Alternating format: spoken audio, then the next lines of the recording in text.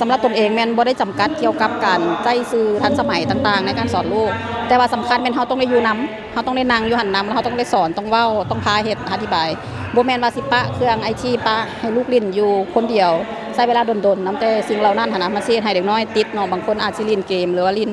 บรรดาสื่อต่างๆที่มันมีแสงสีเสียงหลายๆเด็กน้อยอาจสิติดแล้วเขาสิบ่มีความสนใจในสิ่งแวดล้อมอ้อมข้างเนาะเฮาต้องได้อยู่แล้วก็มีเวลาให้เป็นเวลาที่กำหนดเวลาแน่นอนนั่งอยู่หันนำส่วนหลายแม่นเรื่องแอปบอหรือว่ารายการเพลงบอหรืออันใดที่มันเกี่ยวข้องกับพัฒนาการเด็กน้อยหลายตัว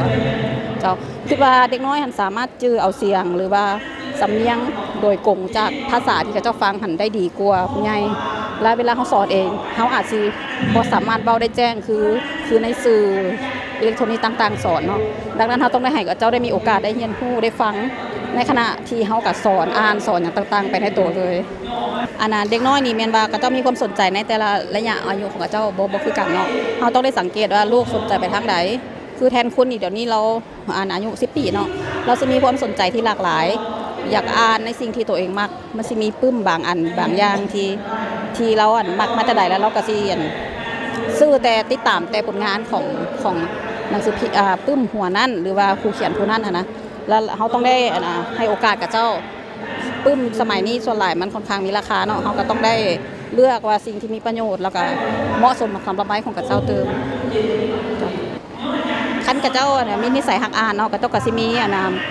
แนวคิดมีทัศนะในการเบิ่งโลกเบิ่งปัญหาต่างไปเนาะแล้วก็เจ้าก็สิมีความอยากได้อยากดีอยาก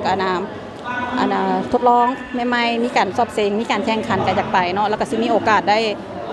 ประสบการณ์จากการที่เจ้าเข้าสอบเสียงอย่างต่างๆทั้งเติมเนาะก็คือว่ามันมีประโยชน์หลายสำหรับการส่งเสริมเด็กน้อยให้เรียนรู้เรียนอ่านตั้งแต่ยังน้อยๆมันสิติดโตไปจนใหญ่คือว่าเจ้าท้ายนี้เนาะค่ะพระเจ้าก็อยากฝากถึงบรรดาพ่อแม่ผู้ปกครองรวมทั้งผู้ยังโสดยังบ่ทันได้แต่งงานยังบ่ทันมีลูกคือกันเนาะการที่เลี้ยงลูกสมัยนี้ต้องได้วางแผนต้องได้รู้ว่าเฮาจะเฮ็ดแนวใดให้กับเจ้าพัฒนาการไปทางใดจะเป็นอย่างไรในอนาคต